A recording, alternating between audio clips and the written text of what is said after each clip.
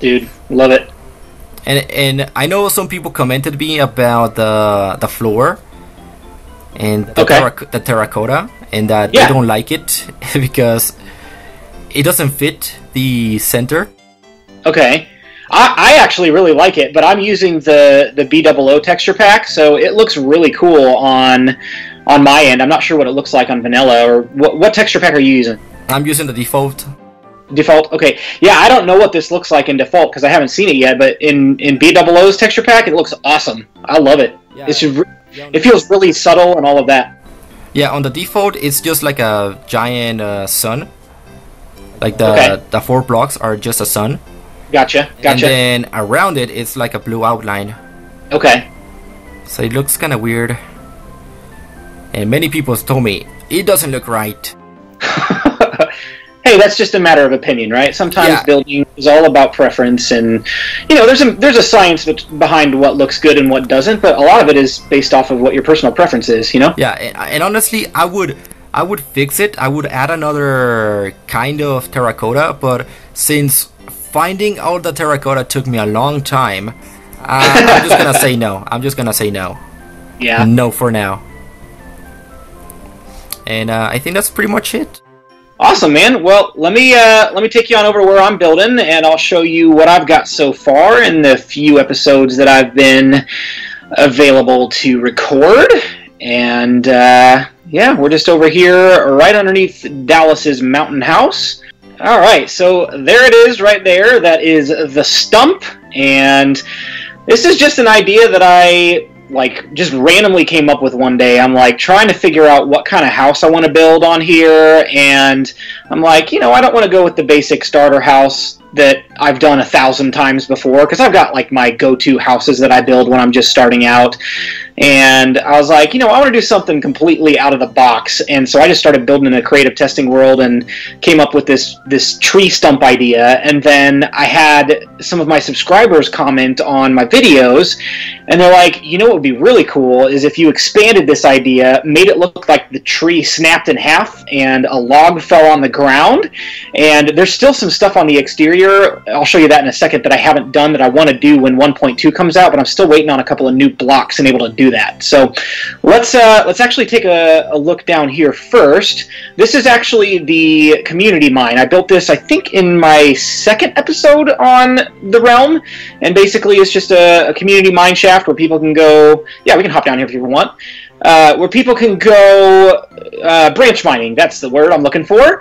And it's open for anybody to use. There's no cost to use it, and anybody can mine in here and keep whatever they find. And I actually was branch mining right before we started this episode, and I found, I think, 11 diamond ore while I was down here, down this branch mine, and it's at diamond level, so it's a great place to go mining for diamonds, and there's still a lot of untapped land down here.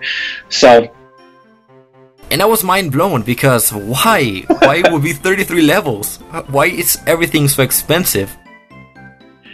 Yeah, I don't know why they why they price it so high, but I guess the more enchantments you have and the more times you repair it, it's just outrageous. But let's jump on in here real quick and show you around the interior of this house.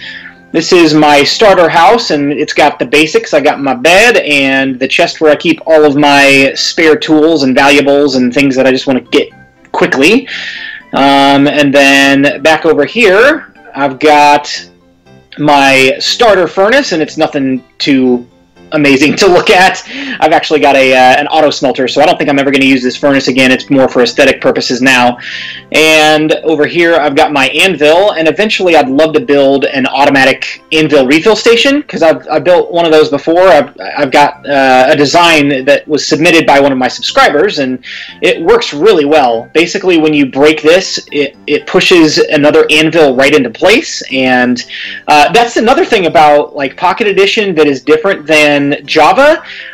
The mechanics of anvils, something that I found is that when you stack them one on top of the other, in Java Edition it's no problem. They just drop down, and then there's some small risk that it'll damage the anvil that's going into place, but the problem on Pocket Edition is it doesn't even do that. It just automatically breaks them all and puts them into the little mini pieces where you go and pick them up so items, that's the word I'm looking for, little items on the ground, so it's not even going to work. It just breaks the whole system. So this guy submitted a design where it basically stacks them not vertically, but it pushes them back one every single time. So it goes up one and back one and up one and back one, and eventually like it pushes it forward down into place. So it takes up a little bit more space, but it's definitely a design worth looking into if you want to do an anvil refill station, because nobody wants to go craft another anvil when that one breaks. That's the reason you're there, is to repair your tools, not your anvils. Yep. So up here I've got my enchanting room, and it's definitely the overgrown style. So you come in here to the part of the tree that was dug out, and inside we've got our enchanting table. Wow. Wow, it looks awesome. It's pretty compact in here, huh? Yeah. So I've got the essentials, and I've got my lapis right here in this single chest right next to the entrance. And then I'm not sure what I'm going to do with all these chests yet. Mainly it's for storage. I've got unenchanted books over in this chest over here, and the rest of these will be like if I've got spare enchanted tools, or if I've got enchanted books or anything like that. I'll basically store those in here. That's great.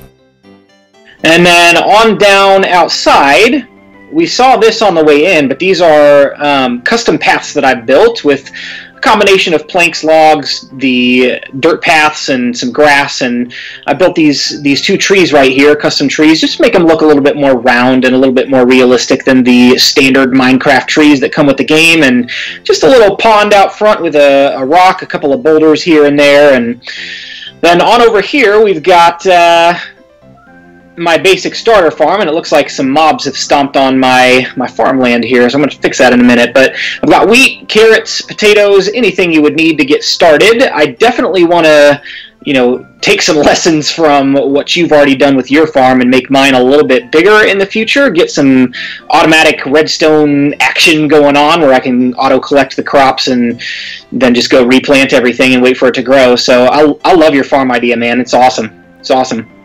And then over here, I haven't done the pathway just yet, so that's something I'm probably going to do really soon, potentially in today's episode, but maybe a little bit later. We'll see. And in here is the... I guess I didn't show this off out here. This is the quote-unquote part of the log that fell off the top of this tree stump over here. And as you can see, I've got like these fences that are like sharp, jagged edges that snapped off when it fell over, and it's kind of been here for a while because it's overgrown with the leaves and all of that. And then eventually, my idea, this is why I need to wait to do some of this until 1.2, is like over here, I want to build up and dig down a little bit more with some coarse dirt to make it look like there was like a crater that was built, or not built, made when the stump fell over. Just a lot of dirt kicked up in the air and the ground displaced and all of that. So I gotta wait a little bit before I can do that, but those are my ideas for the exterior of the log.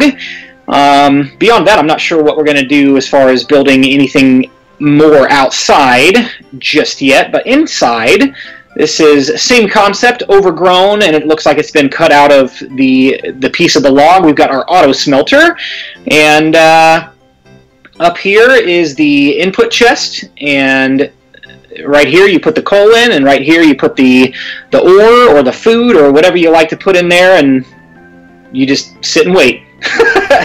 And it'll cook it up. I got 7 furnaces going at once, and this is actually a design that was based off of Mumbo Jumbo's design, and it's a hopper system. So basically what happens is if you do it with like normal hoppers and you just run a hopper line across, it's going to fill up the entire first chest first, or first furnace first rather, before it will move on to the next one, and we don't want that to happen. So basically it's got some redstone that locks all of the hoppers until it gets down to the last one, and then a comparator activates and it releases all of the hoppers that only have one item in them at a time, and it'll drop all of those items at the same time. So not only does it evenly spread across, it synchronizes the whole thing so that the furnace starts up all the way across at the same time. So we can jump on back here if you want, and we can take a look at the redstone. And this is a design that I built, I think it was 2 episodes ago now. Alright, so if you hop back in here, it looks more intimidating than it actually is. There's there's two hopper lines, one that carries the coal or fuel or whatever you decide to use, mushrooms or what have you, and then the other hopper line carries, oh, zombie. Get out of here. Wow. Oh, I'm trying to hit him with a piece of bread. Wow. You'd think I'd never played this game before.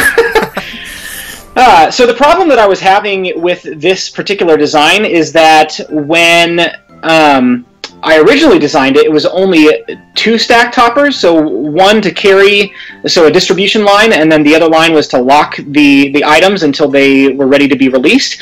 And the problem with that design was it was locking extra items in the last hopper, and it wasn't releasing them when there was no other items above available to release that redstone signal.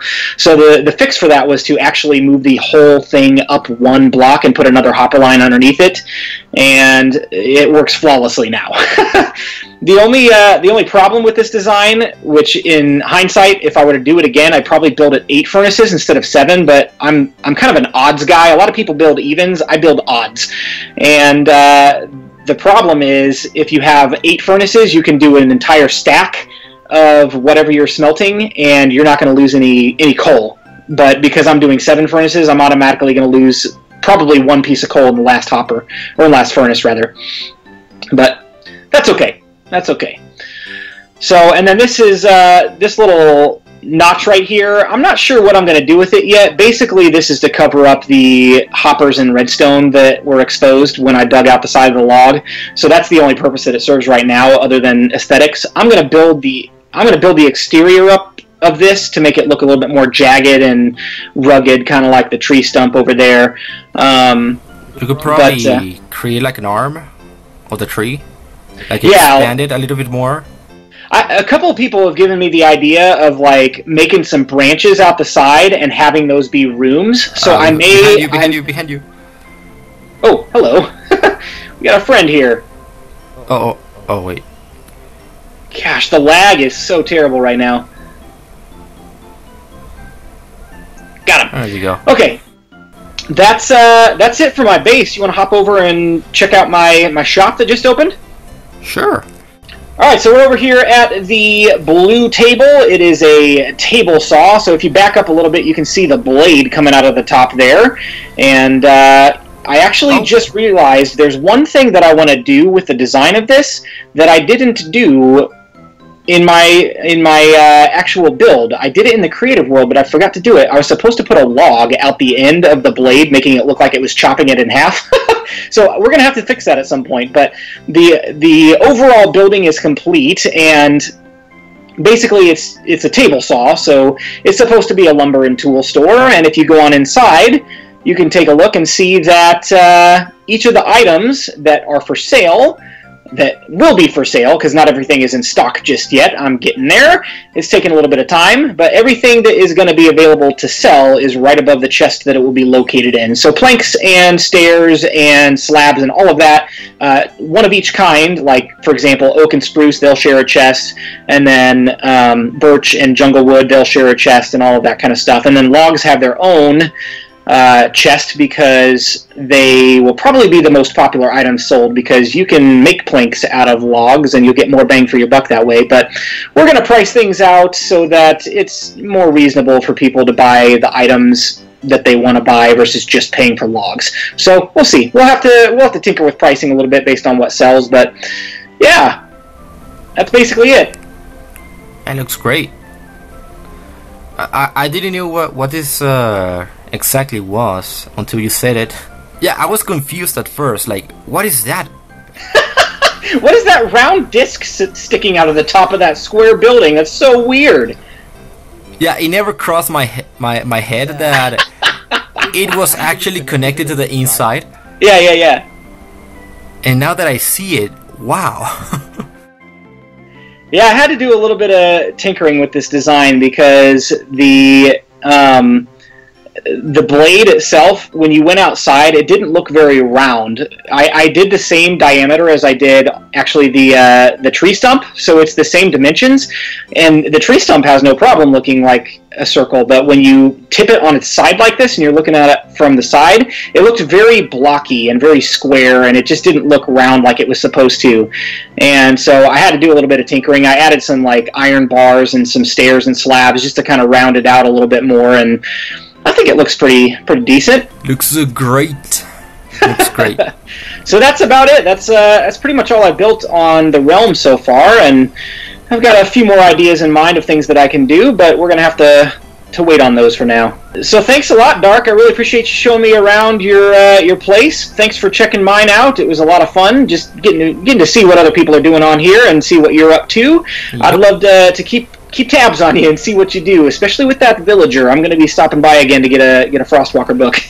Yeah, it was a very lucky villager. Oh my goodness, so good, so good on camera.